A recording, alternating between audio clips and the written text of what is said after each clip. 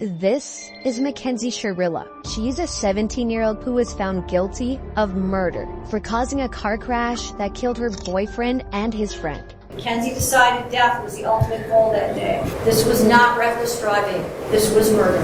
Sherilla's boyfriend, Dominic Russo, and his friend, Davian Flanagan, were in the car when she crashed into the side of a commercial building outside of Cleveland, going 100 miles per hour. Both men were pronounced dead at the scene, and Sherilla survived. Prosecutors argued that the teen had a toxic relationship, and Sherilla had made violent threats against her boyfriend. Threatened his property? She threatened to break into his house? Correct.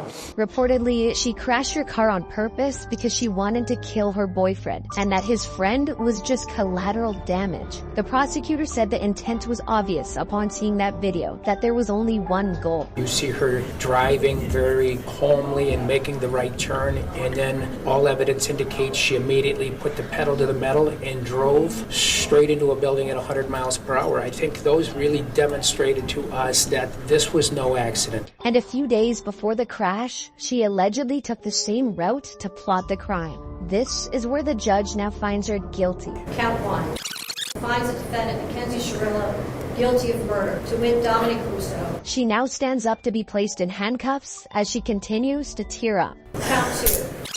Finds the defendant, Mackenzie Sherilla, guilty of murder, to wit Davian Flanagan. Sherilla now has a moment to speak before her sentencing. The families of Dom and Davian, I'm so deeply sorry. I hope one day you can see I would never let this happen or do it on purpose. I wish I could remember what happened. I'm just so sorry. I'm heartbroken. There was no medical condition that caused this as an accident. There was no mechanical failure of the car. A failed suicide attempt is not a defense to murder. There's a very good likelihood, Mackenzie, that you will spend the rest of your life in prison. She's sentenced on count 1, 15 years to life. Count 2, 15 years to life, to be served concurrent to each other. The judge just sentenced her to 15 years to life in prison.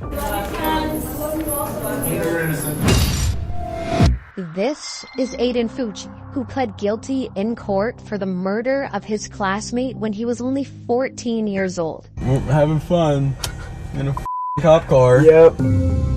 Fucci was classmates with a 13-year-old girl from Patriot Oaks Academy in St. Johns County, Florida. Fucci stabbed her 114 times. Her dead body was later recovered from the woods. After Fucci was arrested, he can be seen in the back of the cop car taking Snapchats. Now this video shows Fucci and his parents in the interrogation room. The Snapchat that you did was not very smart. Like, you're all over the internet everywhere. This is serious. It's very serious. This isn't no joke. This is your whole life. Your whole life. And hers. And ours. A video from prosecutors showed Fucci and the girl allegedly walking together right before she was murdered. Then about 90 minutes later, the video shows Fucci allegedly running away from the area where the body was found. 114 stab wounds, 49 defensive wounds, 35 wounds to the head and neck, 29 to the back and shoulder, and 6 fatal wounds. After Fucci pled guilty to first-degree murder, the judge now hands down his sentence. Having entered a plea of guilty to the crime of first-degree murder, I sentence you to life in prison. Because of your age, you are eligible for review of the sentence in 25 years. After Fucci was sentenced, he stood still with a little movement. This is Willard Miller and Jeremy Goodale, and at just 16 years old, they are both charged for the murder of their high school Spanish teacher. Reportedly, it was over a bad grade. We then moved her off of the trail, where I then struck her, and she died as a result. Miller and Goodale went to Fairfield High School in southeastern Iowa. Nohema Graber was a Spanish teacher at the school, and Miller was one of her students. After he received a bad grade from Graber, he and his friend Goodale planned to kill her. We discussed a general plan. I'll stand up here, look out, wait for Miss Graber to show up. Graber went for her usual walk at Chautauqua City Park.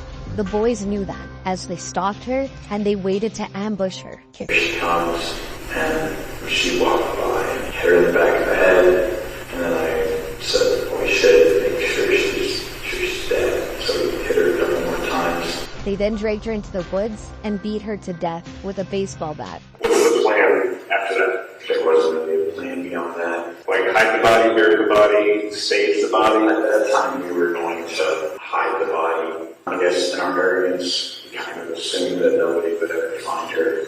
Not long after, both boys were arrested. Court documents allege that the witness who knew Goodale showed law enforcement Snapchat messages that showed Goodale and Miller's involvement in the murder. One of the Snapchat messages saying, "Point of view, you're my Spanish teacher and this is the last thing you see," followed by, "Time to hide a body." Jeremy Goodale would later plead guilty and testify against his best friend Miller. I understood that he had the intent to kill Mrs. Graber. What is your plea to murder in the first degree, guilty or not guilty? Guilty.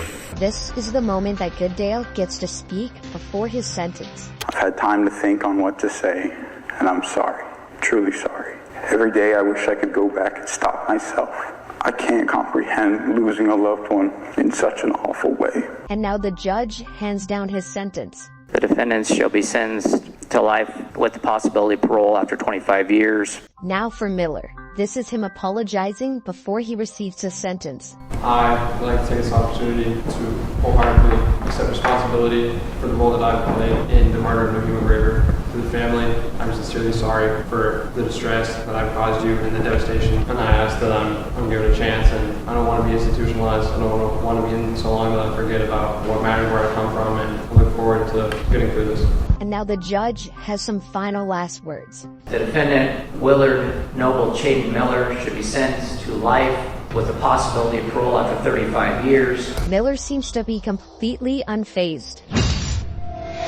This is Rachel Schoaf and Sheila Eddy, who are both in court today for the murder of their friend when they were only 16 years old. Their scheme was to hide knives on their bodies and to attack Skylar at an agreed-upon moment. In Star City, West Virginia, Schoaf and Eddy were friends with 16-year-old Skylar Neese. Reportedly, Schoaf and Eddy decided they didn't like Neese anymore, so they planned to kill her. Sheila Eddy and Rachel Schoaf carried out that plan. Together they stabbed and killed Skylar. After Schoaf's confession, both teens were arrested. Schoaf agreed to plead guilty to second-degree murder in exchange for her cooperation in the case. I'm so sorry. I don't know if there's a proper way to make this apology because there are not even words to describe the guilt and remorse that I feel each day for what I've done. I hurt the Neese family and those who love Skylar. I hurt my parents and shamed my family. May God bring eternal peace to Skylar and the entire Neese family. After securing a plea deal, the judge now gives Schoaf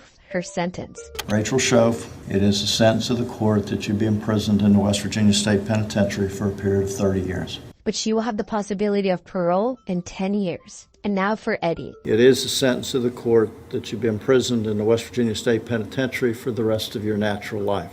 That sentence is technically with mercy, which makes you eligible for parole after you have served 15 years.